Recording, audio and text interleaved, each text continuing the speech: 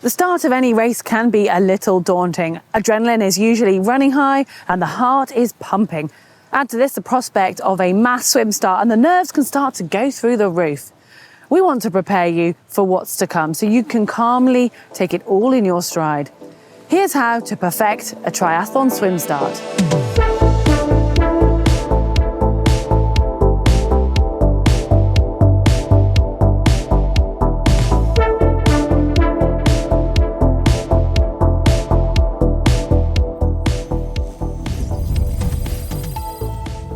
There are various types of triathlon swim starts. There's rolling starts, and then there's wave starts, and then there's mass swim starts. There's also various types of water entry, from diving off a pontoon to running in off a beach, and then the deep water swim start. You should probably practice doing all of these so that you're well prepared for whichever race you choose. And then as you get closer to your specific race, you can dial in your start for that particular race. For most, the rolling start is preferred and the mass start brings on the fear. As for the actual physical entry and how you get into the water, well, the preference there tends to be more divided. We're going to address each of these and look at how you can prepare for the physical challenge of each of the different starts, starting with the beach start. Now, a beach start isn't exclusive to a sandy sea swim. You can have a beach start or a bank start on a river and a lake. Now, how you tackle this depends on the type of the entry and how steep it is. And actually, the steeper entries are the more straightforward ones, because if it's steep enough, the water becomes deep fairly quickly and you can start swimming straight away. It's when you've got those shallow, more long drawn out entries that it does require more thought and skill. On a steep entry, you want to treat it almost like a dive start. Run or jog down to the water's edge, maybe put your feet in the water and then do a dive, push off in a streamlined position and get going straight away.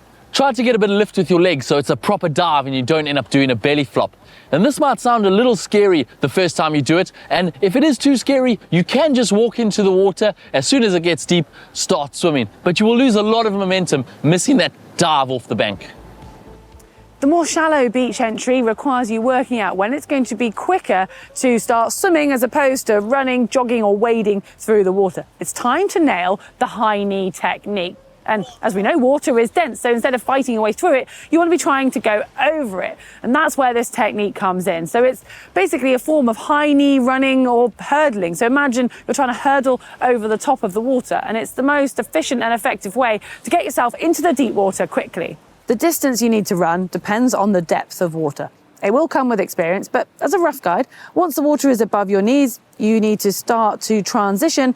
And if it's around mid-thigh or higher, then you're better off swimming. So there is this transition zone. And when it becomes hard to wade, but a little too shallow to swim efficiently, this is where we introduce the dolphin dive. It's similar to that push off the bank with the steep entry we've talked about, when instead this time, you're going to push off the bottom and you're diving forwards, allowing yourself to go over the water, and then for your head and hands to head towards the ground.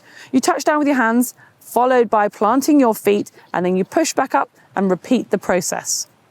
This technique will require a bit of practice, and realistically, you're not going to do many of them in a race, but it can gain you some significant ground on your competitors. It's still hard to explain exactly at what depth you're going to start to do the dolphin dives, but it depends on obviously the steepness of the bank, like we've touched about, the type of stroke, and your strength as a swimmer.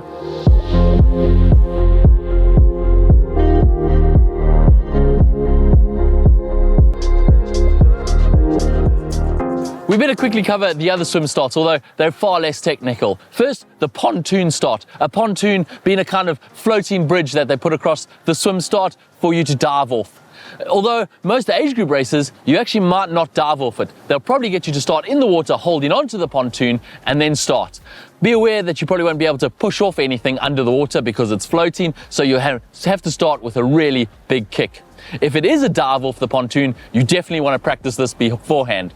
Practice it in your swim pool, the diving in, and get your dive nice and smooth, and then actually practice on race venue so you can get the right feel for the height of that pontoon above the water and a nice smooth dive on race day.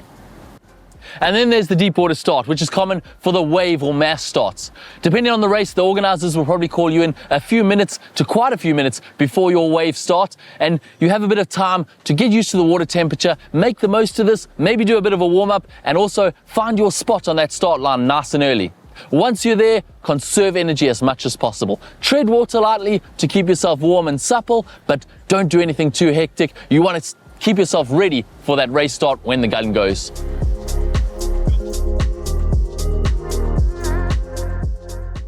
Those are the physically different types of starts, and we've alluded to the style of start that goes with them. But on the whole, beach starts tend to be a rolling start or small group starts, and pontoon starts can also be rolling. Because remember, you have chip timing, so it doesn't actually matter when you are in that group. Now, it's key to make sure you try to seed yourself roughly in the right place. So you can do that by chatting to the fellow swimmers in the line, and some events will actually hold you in pens according to your predicted time. So you need to be honest to yourself and hope that everyone's honest around you, so you're going to be swimming with similar speed people.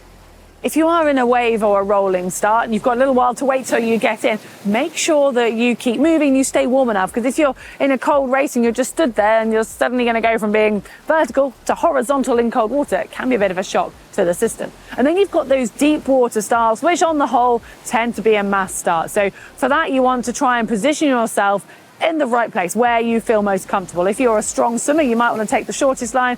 If you're a little bit nervous or you know you're not quite as strong, then maybe hang back a bit at the start or go out wide so you're not going to be sort of under the masses. And you can practice swimming with other swimmers in your training to get used to this and mentally prepared.